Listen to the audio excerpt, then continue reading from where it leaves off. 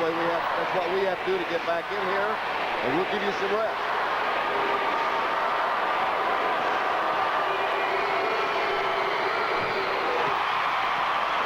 And you don't want to foul him. Yeah, that's right. And on the way out of the huddle, he says, by the way, Alford has all 6 of the points that Newcastle has scored here in this period. Much more. Rebounded near side by Todd Jarvis. Waterville makes a run at Newcastle, Joe. Then they seem to forget what got him there. Here's an offensive foul on Steve Alford. I have him down for number 2 as we look at it again. Let's see if he's moving. Didn't ever get set, really, did he? Hey, we've had some strange calls in that particular vicinity or area today. Did he or did he not charge? It's the toughest call there is, so very difficult for the officials. Well, they gave Scott Muchmore some breathing room, and he knocked home his first 2 points of the game. Scott is a junior, standing 6'3", averages just a little over 4 points per, and they cut it down to 9 points again. Alford hits it inside to Greg Pinio. Pinio does not get the roll, and Muchmore's got the rebound. Now, Waterville's got a chance to get as close as they've been in about a half an hour. And he got it. Donnie Harris. Harris now with 10, and they've cut the 19-point lead down to 7, 48-41, and Newcastle turned it over on the inbounds play. Number 10, Brad Phelps.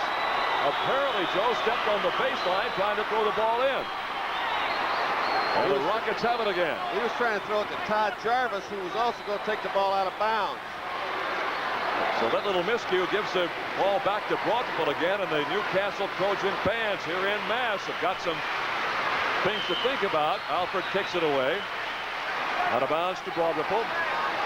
Official goes down at the end of the floor to chase it down. There's Bill Smith. Bill's a graduate of Anderson College, played football and basketball, won 8 letters there. Also a graduate of Wood High School in Indianapolis. Muchmore again. Scott Muchmore is a 59% shooter, but he hasn't played all that much in tournament. And he's got 4 points on back-to-back fielders, and the lead has been cut to 5. Alford, yes. Great play by Steve Alford. Basket will count. Follows against Broadville again. Let's watch this play now. Here's the shot. He right up. The foul must have been over the back. Not much. Didn't bother his shot any. 38 points now for Steve Alford. The 6'2 senior was already committed himself to IU. And I know the Hoosiers are already down in Evansville getting set for that Mid-East regional game tomorrow. And I don't know if they got us on the cable down there or not, but if they have, I'm sure he's pleased with what he has seen today. Alford now with 39 points. And Gary has him 13 out of 22 from the floor. Well, they're going to cover up much more, then they get it inside to Davis. They went out in the corner that time and said, no, sir, Mr. Muchmore, but he got it inside to Clint Davis, and Clint now with 12 points. 51-45. Newcastle, 39 seconds to play, third period. Alford, a little one-on-one against everybody now. Now they spread the floor, probably for the final shot of the period, and Broadville is everywhere, and a foul call on Charles Cobb. Third one on him. The outcome of this game may be determined by how many of those type fouls are called in the last quarter. Right now, Broadville has 5 players with 3 personal fouls, Joe. They got some guys getting some rest right now. Newcastle is looking a little weary. Here is Jarvis, who moved in from Pendleton a year ago. He's also a member of the track squad at Newcastle High School. He's up with 1 in the bonus. Pretty big free throw. That's the first time anybody other than Alford has scored in this period. Steve has 9 points. It's 52-45. It was 42-23 at halftime in favor of Newcastle.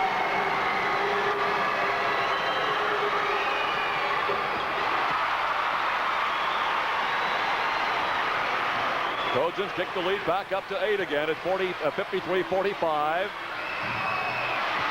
Rebound on the missed shot still will not go for Rodney Jones. He had 2 good ones.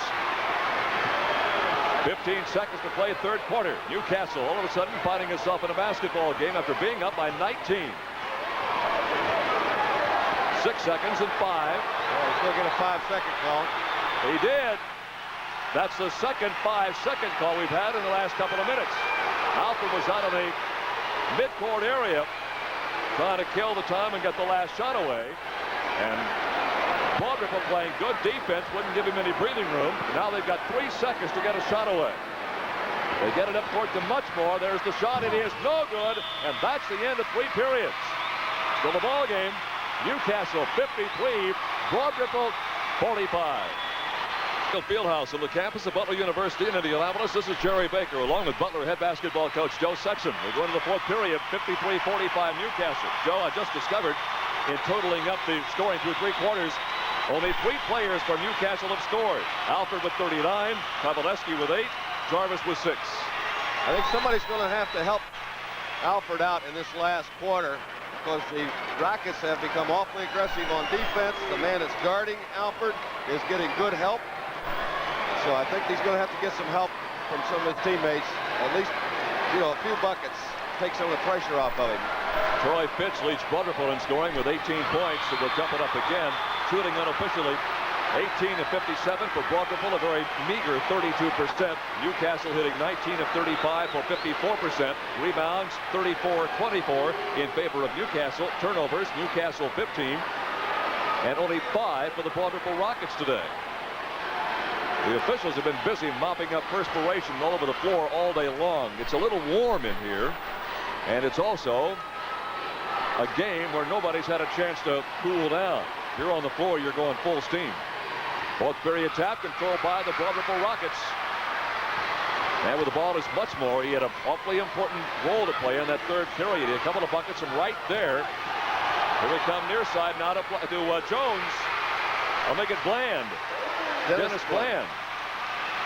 And so that 19-point lead suddenly down to 6. 53-47, just underway in the fourth period. Here's Alford again. Holy moly. Alford now with 41. And he has had him from every conceivable spot in the court. That's Muchmore again in the corner. Scott now with 6. His average is 4.2. 55-49. Alford takes it across the line behind the back to the baseline. Had it blocked away, and Scott Muchmore's got it, and a foul on Steve Alford. Third one on Steve. And Joe, I think maybe you've hit the key here. He looks like he's getting a little bit winded. Yes, he's a little tired. He's looking for a foul there. And here he reaches in and gets the foul. I think the foul indicates to me he's as tired as anything else. He just kind of went after that shot like, let's stop here for a moment. And golly, you can't fault the guy. He has played a sensational game today. And I don't imagine, Joe, throughout the season he gets a chance to sit down very much and watch in the sideline. Scott Muchmore has come in and knocked in a couple of baskets. Muchmore is a 50% shooter. He averages 4.2.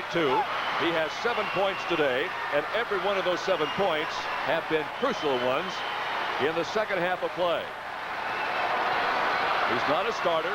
He's a 6'3" junior coming off the bench for Bill Smith. The Ripple Rockets missed their first free throw of the game, and since then have strung out 11 in a row, and that lead is down to 4 with 7 minutes and 2 seconds to play in this ball game. Now they got Cobb back on him. Dennis Bland has done a terrific job. Oh, there's a pass. Sensational pass to Mike Kavaleski. That's what he needs. Scoring for the first time, Joe, since the opening half. He has 10 points now. That's what he needs to do. Excuse me, Joe, for interrupting, but that's what has to happen for him. They tried to dish it down inside to Davis and just threw it off his fingertips, and timeout is called by Broad Ripple, I believe. Yes, the Rockets want to talk things over. Timeout. The score was 6:43 to play in the fourth period. 57-51. Newcastle leads the Broad Ripple Rockets. Newcastle Trojans 41 now for Steve Alford, 6 for Todd Jarvis, and 10 for Mike Kavaleski, the 6'2" senior starting forward. But still, only 3 players have scored for Newcastle. Hoosier hysteria at its finest in Lafayette. After being down 39-23 at halftime, Benton Central has tied Gary Wallace in the third quarter, 53 all. Well, you don't want to leave your motor running. Great steal. 2 more points for Donnie Harris. He has 12, and the lead is down to 4 again. 57-53. They tried that little draw foul again and didn't get it done. Newcastle basketball up by 4, 57-53. 6 minutes and 21 seconds to play in the game.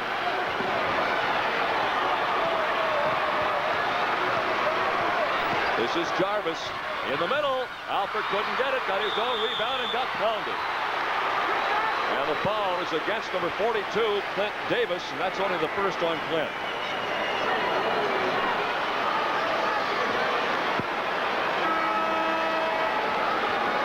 Substitution now for the Trojans. Number 50, Joe Nataline, 6'3" junior, coming into the lineup. Jerry, that time they had a triple stack down there with Steve Alford on the bottom of it. It might be some form of hanging on to the ball a little bit, use up some clock. Todd Jarvis, by the way, has gone out for Newcastle. Jarvis out with 6 points. Alford now at 42. Well, Steve's just been sensational today. All North Central Conference again this year.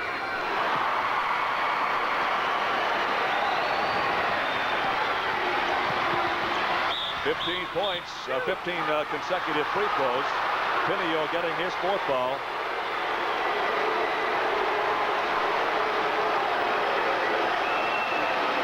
Here goes Donnie Harris.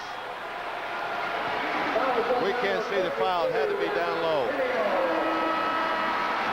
Harris is probably one of the quicker guards Newcastle has faced all year. The only danger is that Donnie, who's a 51% shooter, occasionally will let her rip from almost anywhere. Troy Burgess coming in. Troy Lundy going up. So the Trojans of Newcastle High School.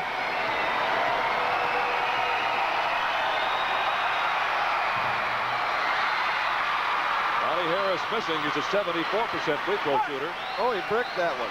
It had no spin on it. I've never seen Donnie Harris shoot a shot like that. That didn't have much more, Joe, but enough anyway. Donnie now with 13. He's the leading scorer for the Ripple Rockets with 17 per. Troy Fitz is on him now. He's on Alford. Well, Troy's got 3 personal fouls. Doesn't matter who they put out there foul-wise. They've all got a bunch on them. Oh. Steve Alford that time just took Fitz to the baseline and picked him off and rolled it inside. Circle the wagon. He went by 3 of them. He really did. Much more. Couldn't get it. Rebound. Clint Davis couldn't find it. And the rebound comes down to Greg Pinio. Now the lead goes back to 7 again at 61-54 with 5.5 minutes to go. Newcastle still out in front, but they were up by 19 points at one time, and the lead has been cut to 4. Oh, Pinio got pounded. Muchmore got him for his 2nd foul.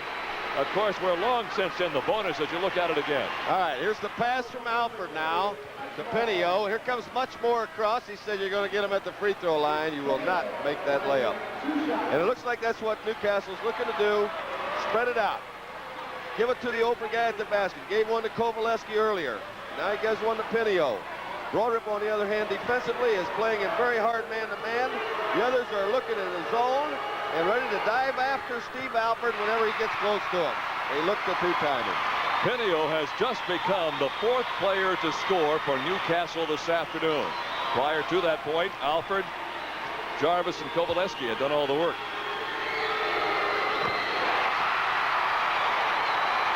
That's a couple of big free throws. Yeah, we got a little margin to deal with here. 9-point lead for Newcastle. 5 minutes, 15 seconds to play. Much more. Looks like he may have run out of luck here. Here's the foul called under the hoop. And I believe Troy Fitz just got hit with number 4. He did. All right, let's watch Troy. There's Muchmore up with the shot. Just a little long. There's Troy right there with the foul. 52 on the back. And Troy Fitz sandwich, and Greg Pinio goes to the line at the other end. Remember that Newcastle Trojan track squad? Clint Davis has been awfully quiet here in the 2nd half. Here's a foul on the rebound against Newcastle. Number 20.